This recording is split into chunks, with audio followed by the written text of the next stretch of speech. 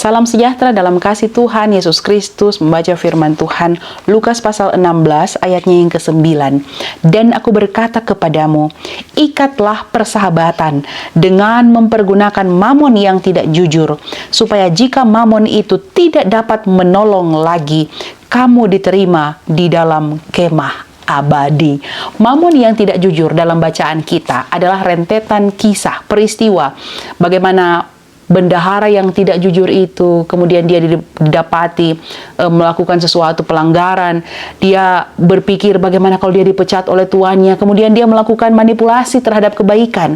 Dia mengurangi jatah-jatah hutang orang-orang yang berhutang padanya dengan mengurangi nota-nota mereka supaya lebih ringan, dengan harapan dia akan memperoleh kebaikan yang sama kalau tuannya memecat dia, karena dia sudah didapati tidak setia.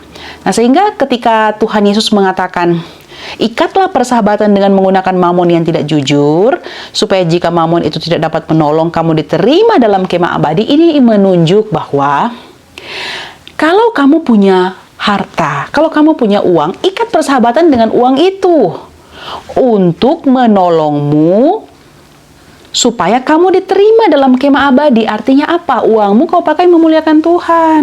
Harusnya orang yang kau tolong itu, seperti yang kisah tadi, kau berikan pengurangan notanya, betul-betul mengurangi nota untuk mengurangi jatah beban hutangnya.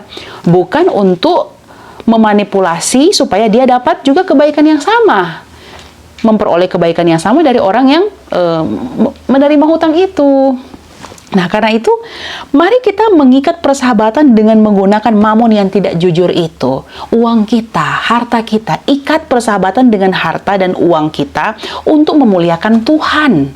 Caranya ya kau pakai untuk menolong orang, bukan untuk memanipulasi. Dengan pertolongan kau dapat kebaikan, tapi sudah seharusnya kau menolong. Jadi ikat persahabatan dengan mamon yang tidak jujur itu artinya harta dunia yang kau miliki membuatmu akan berkenan kepada Tuhan dan dapat diterima dalam kemah abadi, karena hartamu tidak memperbudakmu, tapi kamu memperbudak hartamu untuk melayani Tuhan. Itu yang dimaksud dengan ikat persahabatan dengan mamon yang tidak jujur. Sebab dikatakan, jika mamon itu tidak dapat menolong lagi, ini menunjuk bahwa akan ada saatnya uangmu habis, hartamu tidak dapat menolongmu lagi saat kau mati.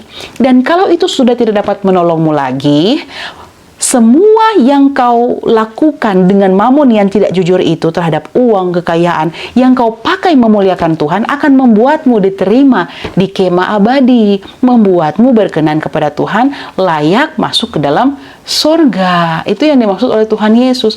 Maka pesan untuk kita, mari kita menjadikan hidup kita bersahabat dengan menggunakan mamon yang tidak jujur itu, yaitu uang, bukan untuk kepentingan-kepentingan kita, termasuk memanipulasi orang lain untuk memperoleh kebaikan yang sama atau balasan kebaikan yang sama. Tapi gunakan mamon yang tidak jujur itu untuk benar-benar memuliakan Tuhan, menolong sesama, meringankan beban orang lain. Apapun yang bisa kau lakukan, lakukanlah. Sebab dengan itu kamu akan diterima di kemah abadi. Tuhan memberkati firman-Nya. Amin.